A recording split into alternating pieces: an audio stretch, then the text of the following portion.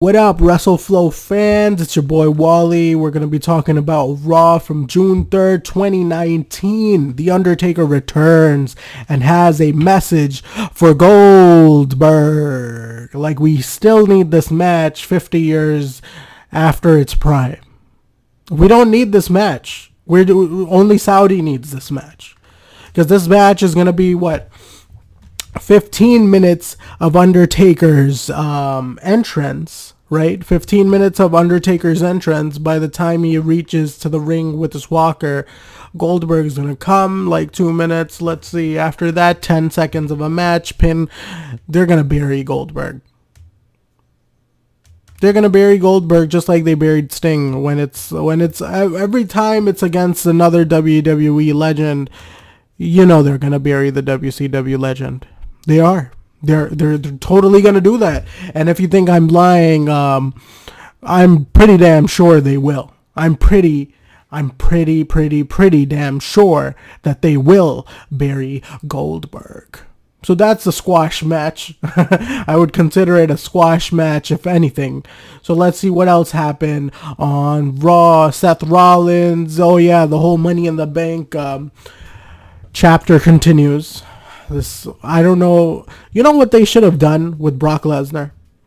If they were smart, after Brock, first of all, if you're going to give Brock Lesnar the Money in the Bank, you could also be, more unpredictable, I guess, by, after he won the Money in the Bank briefcase, right? What if you just put him off TV for, say, till 1 day before his Money in the Bank expires, or at the next WrestleMania? That would have been gold. Don't talk about Brock Lesnar. Don't mention him. Just write him off. I know it would F continuity, but it would definitely bring back more surprise to the content, because this shit is terrible. It's fucking terrible. If you listen to it, I mean, that would be pretty dope. But hey, who's going to listen to me? I'm not the creative director at WWE, because shitty old Vince is, and everybody's sick of it. He's avoiding all of his WWE superstars, and that's what the word is, that in the back, he is very exclusive to a few wrestlers right now, and one of those wrestlers include Brock Lesnar, because Brock Lesnar is reportedly giving him advice now, and he's the only advice that Vince is asking for. Come on, Vince. Really? Are you really gonna seek advice from Brock Lesnar, who yanks out millions of dollars from you righteously? Because, hey, he's to the point where he could make that type of money, but, that just goes to show what a moron Vince McMahon is, and what a dumbass he's going to be to save his product, which is everybody's kind of done. Where it is that Jericho has a whole lineup of superstars who are ready to do a Moxley type of a podcast. What does that go to show you, man? Then what else happened? All these wrestlers, they basically weigh out the whole Goldberg versus Undertaker thing. Same old thing. The mystique of the Undertaker, Goldberg. Only I think one person said Goldberg, and I think that was what's his name? Tyson Kidd. Tyson Kidd is still on the roster? What? Didn't he retire because of an injury? See, half of the stuff. Triple H and Randy Orton kind of promo. Triple H and Randy Orton's promo was the only reason it was good was because it was kind of realistic, that, hey, you know what, we're not going to do the cookie cutter storyline shit, because, you know what, people know that we've had matches. And I don't know why Triple H kept saying 20 years, because it's close to 20 years, but it's not 20 years since they've been facing each other, because that's kind of before. So 20 years would put us at 99. Randy Orton came around 2003-4. So, or actually 2002, so he is close, but, it's not 20 years by any means. Lars Sullivan attacks Lucha House Party. Lucha House Party kicks his ass out of the ring, and, I don't know what they're going to do with Lars Sullivan. He doesn't even have a fucking entrance yet or anything. it's kind of like, dude, Lars Sullivan's character has been so screwed up by by the media at this point, because we know so much shit about this dude. Oh, the whole nervous breakdown shit, and then his whole racist rant stuff. It's like at this point nobody takes him seriously. Lars Sullivan would be nobody's favorite wrestler. It's like, you just don't know with this guy, because we know everything about him. The whole diva shit was terrible, the whole barista coffee storyline that's been going on with Alexa Bliss. And then, kind of tired of the Charlotte Flair versus Lacey Evans thing as well, because I don't like Lacey Evans' character. It's very unrealistic for this time. Who the hell wants to see Roman Reigns and Shane McMahon go at it? This is such a pointless storyline that we've had for the past few weeks. And it's like Shane McMahon doesn't cut it anymore. He's not going to bring in ratings. He's not surprising. I think we're tired of Shane McMahon and we're ready for him to go back into an hiatus. It's just not. It's not. If they think that Shane McMahon's the edgy part of Raw, I think they're wrong. I think they're extremely wrong, because it's not working, bro. We already hate Roman Reigns, and he's what's gonna happen. He's gonna come against all odds at the end anyways. He's not even gonna need the Usos anyway. Sometimes I'm just like, yo, where did they come up with these ideas? We fucking hate Roman Reigns, and now Drew McIntyre is carrying Shane McMahon's feud now. It's like the two-man band at this point. It's literally the fucking two-man band. What else? Then we had Samoa Joe. and Rey Mysterio. So Rey Mysterio got injured, and then he relinquishes the title to Samoa Joe. Samoa Joe treats him like shit and garbage, and I think they should keep the belt on Samoa Joe. Samoa Joe's doing a good heel run. Especially the way he talked to Dominic and stuff. Like, answer me, boy. Answer me, boy.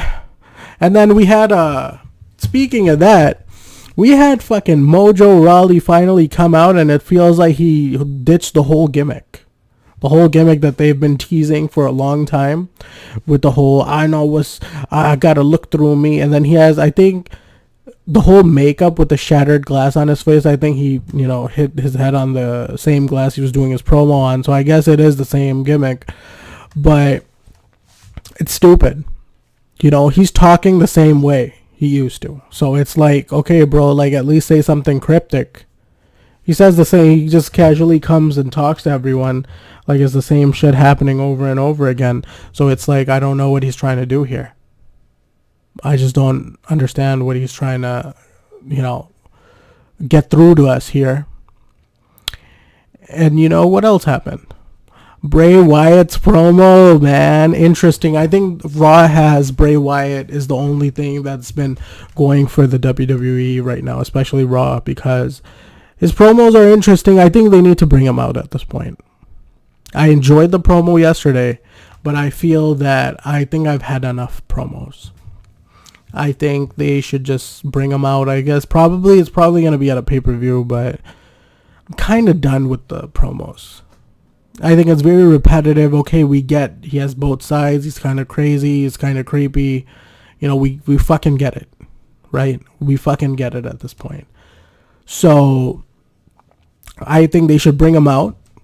I think they should put him against Aleister Black. Or even fucking Undertaker, but he's going to be squashed from The Undertaker, because no one can beat The Undertaker except for Brock Lesnar, right? Or Roman Reigns. Excuse me. Roman Reigns, too. Man, I don't know where this company's headed. The Undertaker's promo was pretty different, I guess.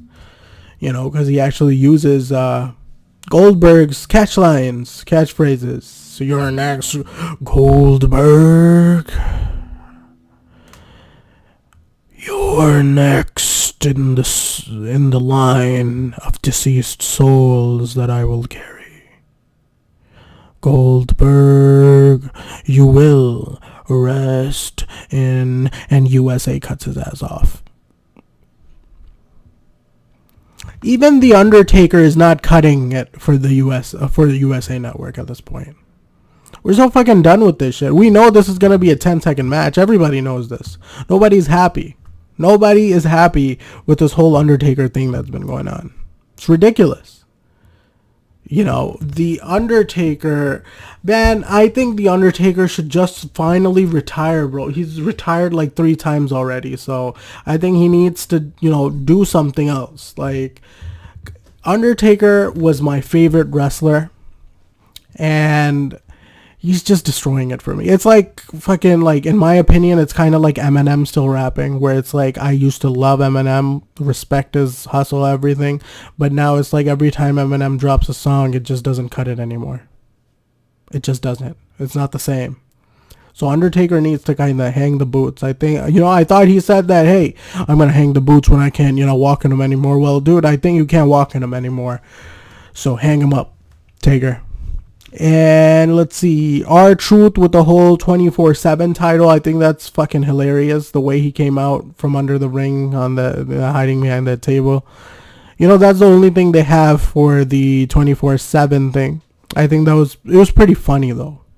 So I think that's a good little take. You know, thank God they made something this worse, at least a little more digestible at this point. And you know, it's one of those things where it's like, hey, you know, let's see where they go from here, you know. Let's go from here. We had a couple wrestling matches and stuff. So Seth Rollins got his ass whooped by Brock Lesnar. So we all thought he was going to cash in the Money in the Bank, but he didn't. He whooped his ass with a chair and then, you know, just left him for the stretcher. So here's the catch. I was reading online, and this is a great swerve if they do it. So the idea is that Brock Lesnar keeps on whooping Seth Rollins' ass, right? And teasing the cash in. What he could do is cash in the Money in the Bank on Kofi Kingston when no one actually, you know, sees that coming. Kofi Kingston during the Kofi and Dolph match. You could do that. Because you don't see it coming, but, you know, that would be interesting. In my opinion, I don't know if they have an official match. Let me see. It's the Super Showdown, right? Let's take a look. The Super Shitdown match card. So let's take a look. Let's see. Okay, so we have the match card here. So Undertaker versus Goldberg, Triple H versus Randy Orton, Seth Rollins. Oh, okay. Yeah, so he could still cash it in on Kofi Kingston because it's Seth Rollins versus Baron Corbin. So Kofi Kingston versus Dolph Ziggler. I think he's going to cash it in on Kofi Kingston. Yeah, Finn Balor versus Andrade, Roman Reigns versus Shane, stupid match. Braun Strowman versus Bobby Lashley, stupid match. I think Bobby Lashley's just in this company for the money at this point. Lucha House Party versus Lars Sullivan. Okay, Lars Sullivan. This is going to be a squash match. I think Lars Sullivan's going to win. Because they got to put him over somehow. So, let's see. Let's see, man. Let's see where this whole wrestling shit is going, man. Because, hey, Raw was still shitty. Raw was still shitty. With all of this stuff going on, I feel like pro wrestling in the industry is getting interesting only because, you know, everybody knows about the whole thing that's been going on with Vince McMahon and everyone. The background is amazing, but the show itself is terrible. It's fucking terrible. So let's see where this goes, guys. Like, share, comment, subscribe. Thank you so much for all of your support, guys. Let me know if you guys want me to do a podcast on a special, like, what the fuck, dude? On a special topic or something, you know? If you want me to cover something, if you guys want me to change something, you know, about the format or whatever, just let me know, guys. Let me know in the comments. Like, share, subscribe, and, you know, comment. You know, make sure, let's make this channel grow, guys. Wrestle Flow. Alright, guys, take care. I'm gonna be out now. I'll be out once I close this video, guys. I'm sorry. I apologize. I am officially out now. Alright, guys, take care.